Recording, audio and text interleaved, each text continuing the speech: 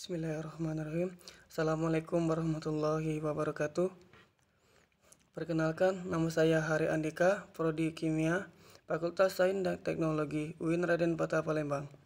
Dengan dosen pengampu Ibu Dwi Fitriani, SPD MSI, pengampu mata kuliah Teknik Penelitian Biokim.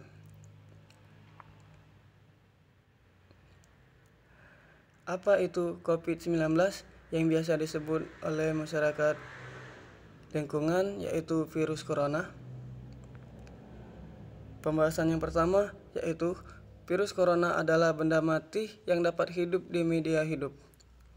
Maksudnya, dia tidak bisa hidup menempel apalagi memproduksi markas virusnya di benda-benda mati. Namun, ada catatan kalau misalnya ada orang yang sudah terinfeksi mengeluarkan droplet itu cairan air liur atau flu, lalu kena di baju, kain, meja, dan dia tetap hidup selama droplet itu belum mengering. Begitupun di meja, kursi, lantai, karpet, dan sejenis lainnya. Kalau sudah mengering, ya sudah, virus itu akan mati. Dan yang kedua, virus corona tidak bisa hidup di udara. Artinya, dia hanya jadi butiran-butiran kristal saja. Semua jenis virus maupun virus flu, TBC, paru-paru, dan lain-lain, bagaimana dengan berjabat tangan? Sama seperti penjelasan nomor 1, walaupun tangan tidak termasuk bagian hidup, tapi selama dropletnya kering, bersihkan, maka virus pun akan mati.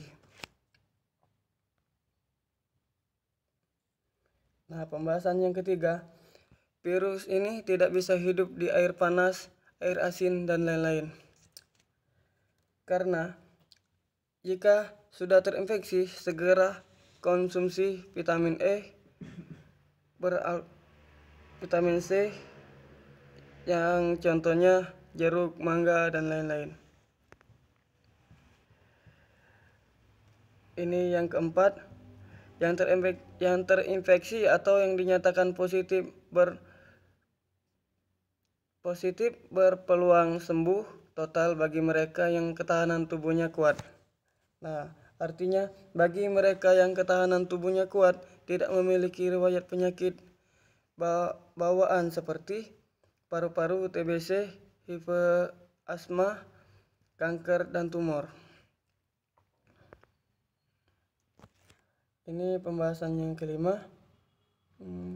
Bagi anak-anak muda atau yang ketahanannya tubuhnya kuat tetapi sudah dinyatakan positif terkena virus ini, cukup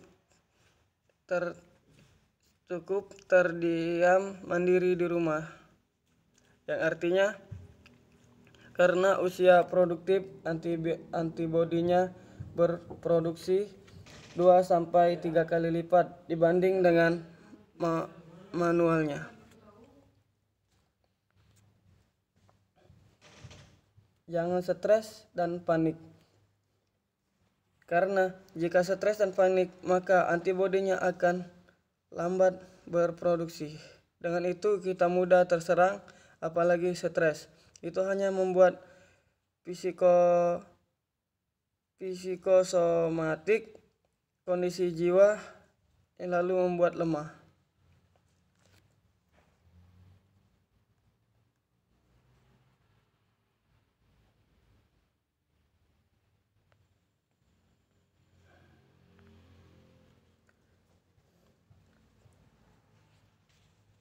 Virus corona yang dinyatakan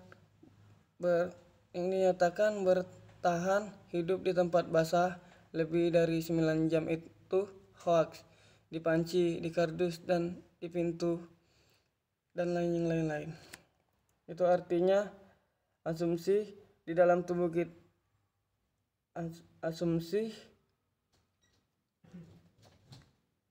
sekali lagi, virus tidak dapat hidup di benda-benda mati. Jika dicurigai ada droplet di sana, maka sudah cukup bersihkan saja.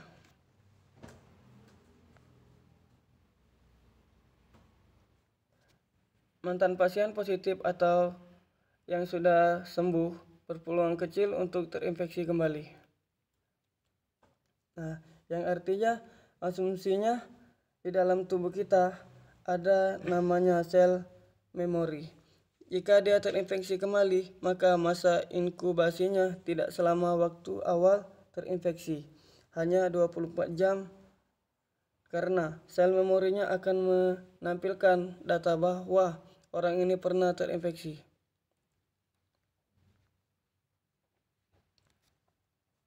Nah, ini mekanisme masuknya virus corona di dalam tubuh.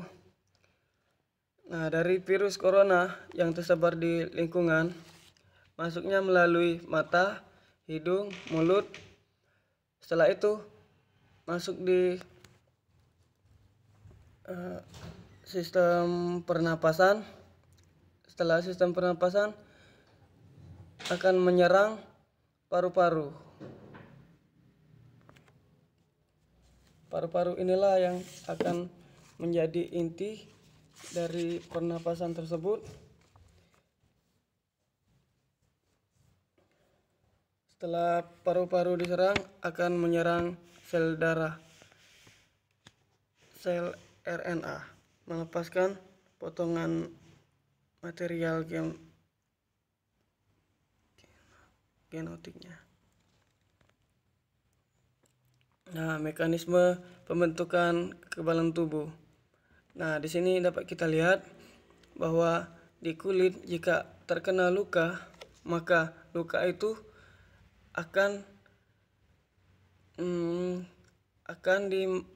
diinfeksi oleh virus, misalnya virus atau bakteri yang masuk dalam tubuh.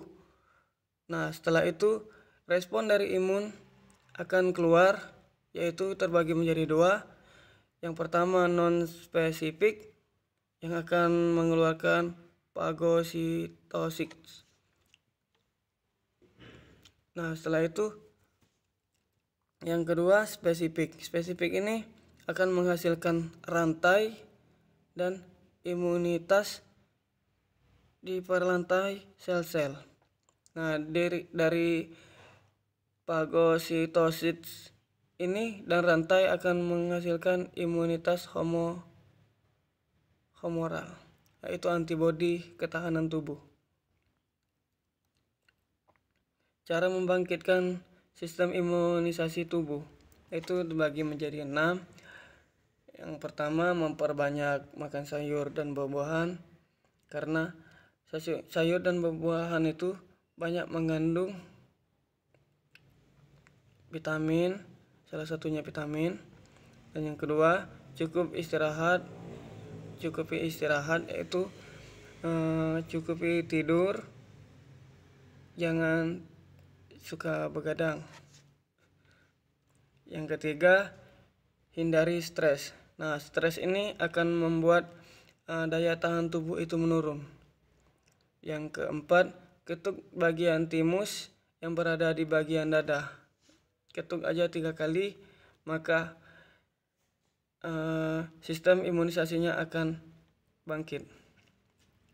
Yang kelima, rutin berolahraga. Yang keenam, hindari rokok dan alkohol, karena rokok dan alkohol itu akan mempertipis kekebalan tubuh. Yang penjelasan yang pertama, apa itu PCR? PCR adalah amplifikasi DNA dari primer yang dilakukan oleh DNA polimerase berdasarkan atas DNA cetak. Manfaatnya untuk identifikasi suatu gen atau DNA yang spesifik. Dan juga manfaat dari PCR ini memperbanyak gen. Jadi gen-gen rekayasa. Ini alatnya. Nah, prinsip kerja dari PCR. PCR adalah metode untuk amplifikasi, memperbanyak. Artinya primer oligonukleotida diarahkan secara enzimatis. Urutan DNA spesifik. Teknik ini mampu memperbanyak suatu urutan 105 sampai 106 kali lipat dari jumlah nanogram DNA. Dalam latar belakang besar pada square yang tidak relevan. Misalnya dari total DNA genomik. Suatu persyaratan untuk memperbanyak urutan menggunakan PCR adalah memiliki